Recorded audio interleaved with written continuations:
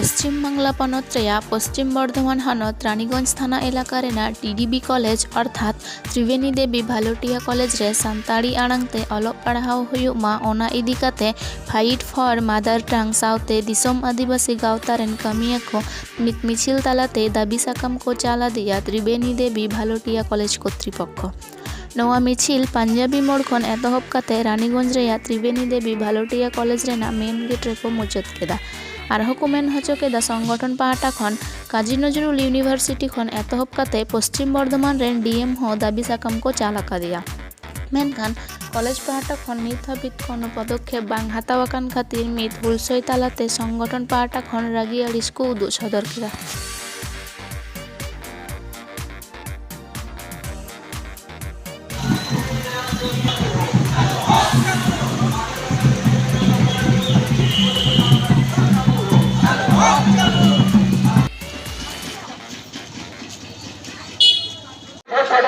विभिन्न संगठन जहाँ जहाँ लाटू है आबोधन जुतो मेना कमिटी मिट्टा मेंबर बांगला नूतन गोके सेटा রাখার কেমন হয় এখন রেডি নেই এই কথাটা আমি মানছি না। সেটা হচ্ছে যে 2023 সাল থেকে ওনারা এই চিঠিপত্র দিয়েছিলেন, তৎকালীন প্রিন্সিপাল সেই উদ্যোগটাও নিয়েছিলেন এবং যেহেতু সরকার থেকে ফিনান্সিয়াল অ্যাসিস্ট্যান্ট পাওয়া যাবে না তার পরিপ্রেক্ষিতে এই সাঁওতালি বিভাগটা চালু করা যায়নি এবং আমাদের গভর্নিং বডিও সে সিদ্ধান্ত নিয়েছে যদি সরকার থেকে আমরা ফিনান্সিয়াল অ্যাসিস্ট্যান্স পাই তাহলে এটা চালু হবে। আর যেহেতু আমি ফেব্রুয়ারি থেকে এখানে বসেছি, আমি ওনাদের ডেপুটেশন পাওয়ার পরেই আমি গভর্নিং বডি মিটিং করেছি এবং সেই মিটিংয়ে সিদ্ধান্ত যেটা হয়েছে যে আমরা সাঁওতালি বিভাগ খুলতে গেলে পরে আপাতত সেলফ ফাইন্যান্সিংয়ে আমরা বিভাগকে চালু করব এবং পরবর্তীকালে আমরা উদ্যোগ নেব এবং ওদেরকে যে সংগ্রাম কমিটি আছে, সংগ্রামী কমিটি যেটা রয়েছে তাদেরকে বলা হবে আপনারা সরকারের সঙ্গে যোগাযোগ করুন, সেখান থেকে যদি আমরা সরকারি অ্যাসিস্ট্যান্স পেয়ে যাই তাহলে ফুল প্লেজে অন্যান্য ডিপার্টমেন্ট যেমন চলছে তেমনি আমাদের সাঁওতালি ডিপার্টমেন্ট চলবে। আমি আমার এই তথ্য বা যে সমস্ত ডেপুটেশনে যে সমস্ত বন্ধুরা যারা এসেছিলেন তাদেরকে আমি এই তথ্য আমি জানিয়ে দিয়েছি। আজকে যে এলো তাতে লাস্ট অবধি কী হলো? শেষ পর্যন্ত যেটা হলো ওনারা বললেন যে আপনারা দেখবেন যে সেলফ ফাইন্যান্সিংয়ে আপনারা বলছেন কিছুটা ওরা রাজি হয়েছেন এবং ওরা যেটা বললেন তবুও আপনারা দেখবেন যদি আপনাদের কলেজ থেকে কিছুটা দেওয়া যায় এবং সেই টাকাটা যদি কিছুটা দেওয়া যায় তাহলে পরে অনেকটা সুবিধা হবে এবং সেই উদ্যোগটা আপনারা নেবেন।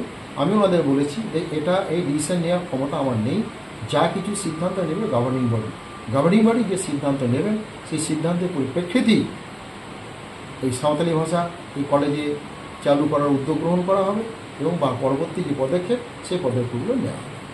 কি নাম?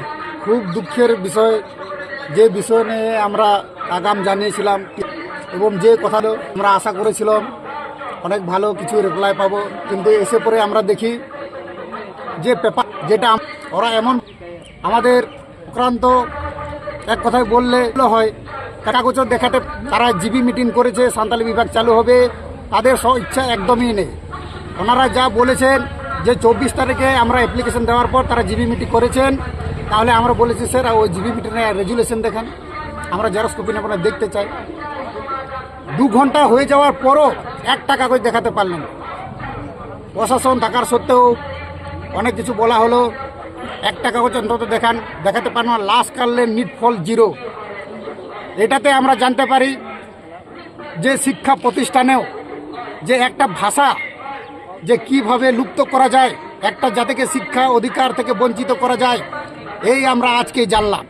আমাদের বিশ্বাস হারিয়ে দিল এই প্রিন্সিপাল যে অন্যান্য কলেজের প্রিন্সিপাল ভালো থাকবে কি না সন্দেহ এখন থাকছে। কি করবেন মনে করছেন এরপরে আমাদের যে সেকেন্ড স্টেপ অনির্দিষ্টকালের জন্য আমরা ধর্নায় বসছি না খেয়ে, সকাল 8টা থেকে বিকেল 5টা পর্যন্ত প্রত্যেক দিন আমাদের অনশন থাকবে। সোমবার থেকে ডেলি প্রত্যেক দিন 50 মিনিমাম মানুষ থাকবে, 50 জন করে প্রত্যেক দিন অনশনে বসে থাকবো।